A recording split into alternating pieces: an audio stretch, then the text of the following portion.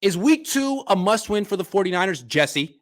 1000%. Yes, I think we just spent 46 minutes talking through this exact thing. Yes, 100% it is, because not only for the team, but for Trey, right?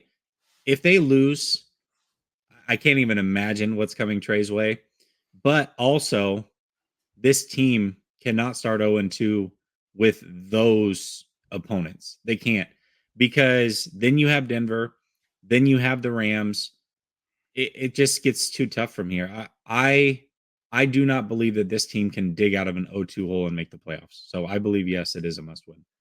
I don't think it is, even though you think it. I mean, statistically, but all the other teams in the NFC lost as well. I mean, if they lose to the Seahawks, then the Seahawks are 2-0. That's rough. But so I guess I could see that. But I don't think And it's not only necessarily a this, must win. Grant, right now we keep talking about how all the other teams are 0-1. Even if the Seahawks lost, they're still a half game behind everybody else, because the NFC, they lost to an NFC team. All the other teams would have lost to an AFC team, which is a tiebreaker. It goes record, in division record against the NFC.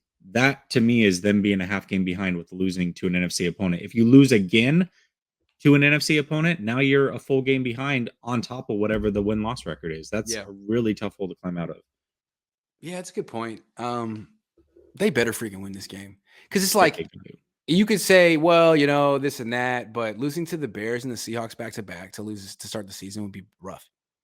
And even if it's not Trey Lance's fault, people are going to be like, well, Jimmy never would have lost to them, even though Jimmy lost to the Seahawks twice last year.